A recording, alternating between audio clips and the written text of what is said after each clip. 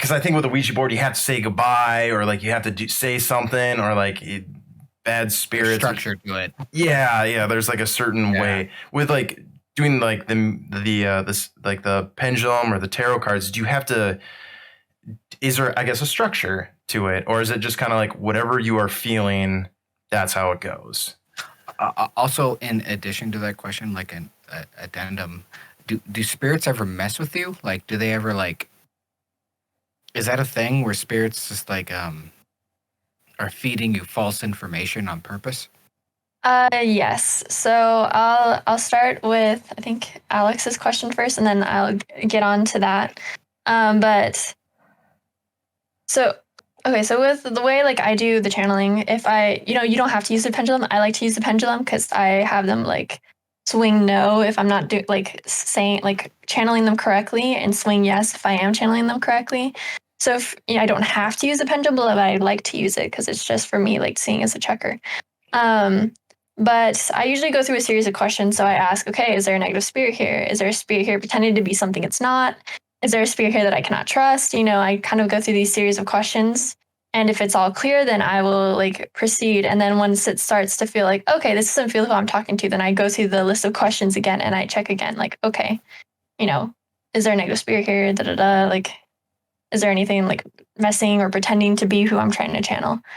And then usually I tell it to go away. But yeah, there are negative spirits that will try to feed you false information, especially parasites. Like there are some like spirits that come and like they attach onto you and they try to like feed off of your energy. And so they'll tell you these things like, oh, so-and-so's out to get you, because they want you to like feel like you're going crazy, and they'll try to feed off your energy and stuff like that. So sometimes they will try to feed you false information. Like they'll try to pretend like to be this one being, and then they'll try to set up like this whole. It's like somebody who has like all the time in the world, like to play out all these different situations. Like they could pretend I'm going to pretend to be this being, and then I'm going to pretend to be this other being. So I'm going to send you to talk to this being, but I'm pretending to be this being. So they'll pretend to be several different beings and play out this whole situation for you. Like they'll go to that extent. They have all this time. They don't care.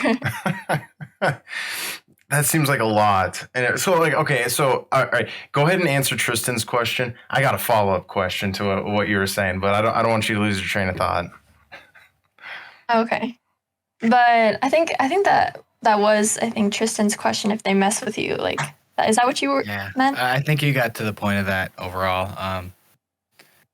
I just kind of wonder if like spirits have like more of a cat-like mentality, where it's just like less about definition, more about just kind of messing with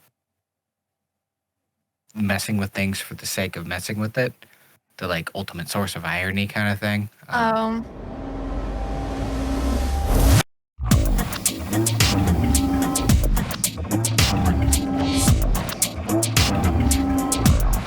That is something weird.